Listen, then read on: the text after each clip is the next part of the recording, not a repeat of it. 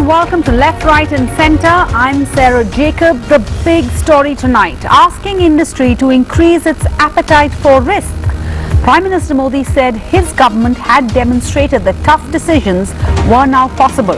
Delivering the virtual keynote address at the Confederation of Indian Industry meeting, Prime Minister Modi said India's economy is picking up pace once again, but it was time for industry to take advantage of the reforms undertaken by his government and increase its risk-taking ability. He also described the contentious new farm laws as historic, despite 8 months of unceasing protests by farmers against it. Bharat के पास growth के असाधारण अवसर उपलब्ध हैं, tremendous scope उपलब्ध है। ये सब मुश्किल फैसले आज मुमकिन हो रहे हैं क्योंकि देश अपने प्राइवेट सेक्टर पर, आप सभी पर भरोसा करता है। अभी हाल में हमने अतीत की गलतियों को सुधारते हुए रिट्रोस्पेक्टिव टैक्सेशन को भी समाप्त करने का निर्णय लिया है। इस फैसले की इंडस्ट्री में जिस तरह से सराहना हो रही है, मुझे विश्वास है इससे इंडस्ट्री और गवर्नमेंट के बीच विश्वास और मजबूत होगा। साथियों, आज देश में वो सरकार है जो राष्ट्र हित में बड़े से बड़ा रिस्क उठाने के लिए तैयार है। इस आत्मविश्वास को हम हर सेक्टर में देख रहे हैं। अभी हाल ही आपने ओलंपिक्स के मैदान में इसे अनुभव किया है। आज भारत के युवा जब मैदान में उतरते हैं तो उनमें मन में वो हिचक नहीं होती, वो मेहनत करना चाहते हैं, वो रिस्क लेना चाहते हैं, वे नतीजे लाना चाहते हैं। Yes, we belong to this place, ये भाव आज हम अपने युवाओं में देख रहे हैं। Joining us now, we have Mr. T.V. Narendran, President of CII, and Sanjeev Bajaj, President designate of the CII. The big takeaway really from the Prime Minister's address clearly is him saying that India's economic growth is picking up pace again and that domestic industry needs to enhance its risk-taking appetite. So there are two parts to this headline statement. Question one, is the economy picking up pace? Would you agree, Mr. Narendran? I think parts of the economy is certainly picking up pace. There are some sectors who are seeing that. There are some sectors who are still struggling to recover. I think the high contact sectors like hospitality, aviation, service industry particularly is struggling. But manufacturing has come back more strongly. Metal space is strong, commodities is strong. Consumer goods is still struggling a bit. But I think there are sectors doing well. There are some sectors who have some distance to go. Mr. Bajaj, and is this short term or is this long term? Will we ever, when you say yes, it's picking up pace, some parts of the economy are, will it ever recover to that 8.5% growth rate we had 10 years ago? I ask this because the Prime Minister's address to corporates and economists came just days after the RBI kept the GDP growth forecast for this year unchanged at 9.5%. So it really depends. For example, when we're talking of growth right now, we're talking of a very strong July, and we're seeing across many sectors August starting to look good as well. But what's important is that as a nation we have to hope that we've taken all the precautions, and including our own individual responsibilities, so such that the next wave, the third wave, ends up being a mild one, if at all it comes. Because the disruptions that each of these cause, both to lives, livelihood and the economy, are significant as we've seen it in the earlier waves. If you get a couple of good months going, I would then very clearly say that the growth momentum is back. Your other question is a much larger question. Will we get to 8.5%? I think as a country we have no choice but to get to 8, 9, 10% growth if we have to be able to provide employment to our youth, and we have to really ensure that we can leverage the opportunity that we have. Compared to those years which were towards the end of the last, the decade before the last, there's a lot that has changed in India. The last year and a half in the pandemic has seen a number of changes in the global order as well. Supply chains are evolving. Yeah. So there is opportunity there for the grasping, and let's hope that we grasp it together. Okay, talking about individual responsibilities, I want to go back to what the Prime Minister said. Look at it in a macro, from a macro picture. He basically saying that the domestic industry needs to enhance its risk-taking appetite. And correct me if I'm wrong, but the Prime Minister seems to be saying that the government has done its bit, right? Whether it's cut taxes for corporates, sorted out Vodafone, foreign investment is pouring in. It is now time for the industry to do its bit. So then the question would be to the CII, why is business sentiment so depressed then, despite all this, everything that the government claims that it has done for industry? So, Sarah, I think the last National Council we had, when we did the survey, we found that a significant part of the industry is positive about the future. And I think most of the industry was expecting growth to come back to 9.5%, which is what CII said. But, we must keep in mind that 9.5% only takes us to where we were 2 years back. It looks good, but against a lower base of last year. So I think government is right in saying that they have done a lot of work. They've done a lot of the heavy lifting. A lot of the investments that have been made in the last few years has been by the government, either public sector or in infrastructure. But private sector investment comes back when there is demand growth and profitability. A lot of private sector balance sheets were highly leveraged. But all that is changing. So you're seeing deleveraging happening, you're seeing balance sheets getting healthier, demand coming back in many sectors, and profitability improving. So I think we have the ingredients for investments which have been announced, like I said, by some sectors. The rest of them hopefully will follow once the GDP growth comes back to the 9.5% that we're expecting. Like I said, it will not be everyone being positive at the same time, but certainly some sectors are positive. Also, we're hoping that we'll have another good year for agriculture. Last year was good.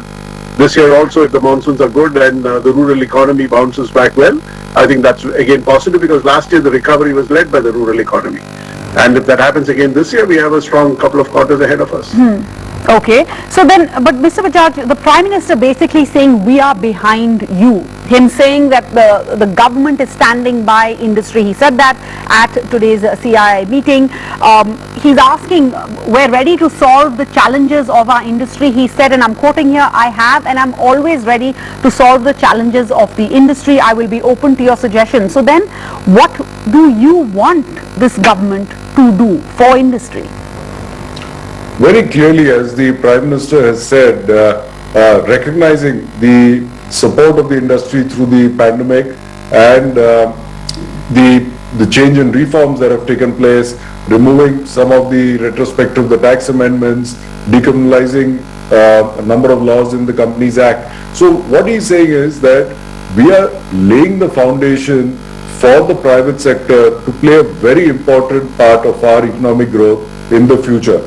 And all I can say is that other than a few sectors, which you know are the obvious sectors, the high-touch sectors that have got hurt badly, if we see a milder third wave, you will see private sector coming back, you will see demand coming back steadily. As I said, we've already seen that positively in the last 6 weeks, and that will follow with investment. Okay, so it's just a matter of time, you're saying, if we can prevent this third wave before the pandemic recedes, demand and investment will then revive and the economy will come back. But is there nothing else that you would like, Mr. Narendran, the industry would like from this government? The industry keeps telling the government that we need to keep working on the cost of doing business and the ease of doing business. And I think that request or demand will continue. The government has obviously done a lot of work in these areas. The other thing which the government is conscious of and is addressing is policy stability, so that investors have some comfort that policies will not change in a manner detrimental to their investments. And I think that's important, particularly when you look at foreign investors looking at India as a destination to invest in, given that people are looking to de-risk supply chains and have more options than one or two. So I think these requests will go on, and support for aviation, hospitality, tourism, those kind of sectors. Also continued support for MSMEs. I think the government has again made some announcements last week which will help the MSME sector, because that's going to be the backbone of the economy going forward. 40% of the GDP will come from the MSME sector.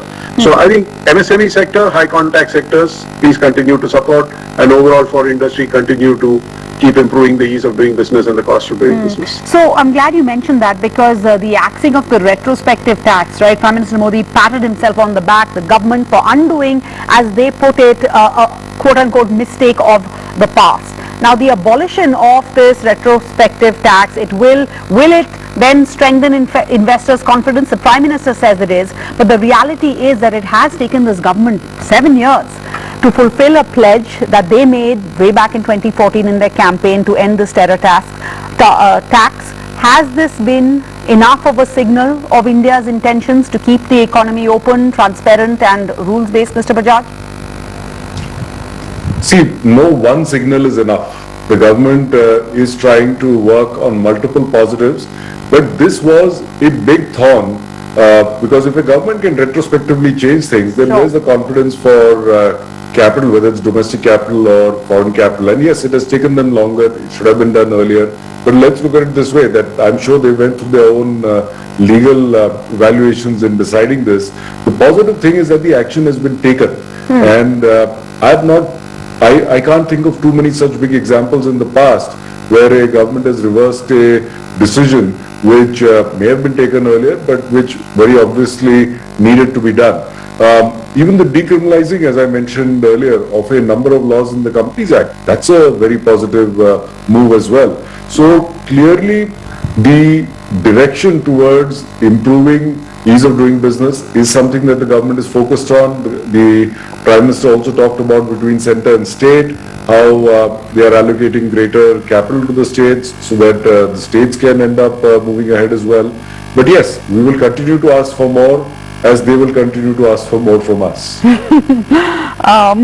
All right, Mr. Narendra, the other thing Prime Minister Modi said, that Indian startups have the same level of self-confidence as displayed by Indian athletes and our sports persons at the Tokyo Olympics. So, pointing out that there are 60 unicorns in India, out of them 20 or so, he said, were developed in the last few months.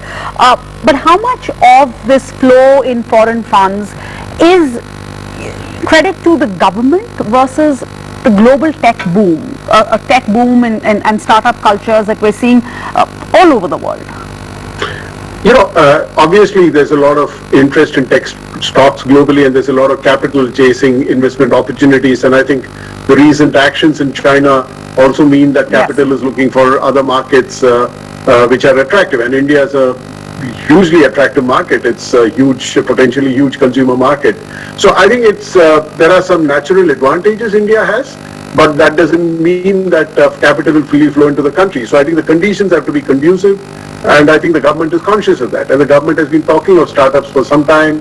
The government has been encouraging startups to list here in India rather than do it outside India. And I think we've made a good beginning. So it also allows opportunities for retail investors in India to participate in the wealth creation that's happening. So in multiple ways it's positive, and the government has been encouraging it. Government has been talking of startups for quite a while.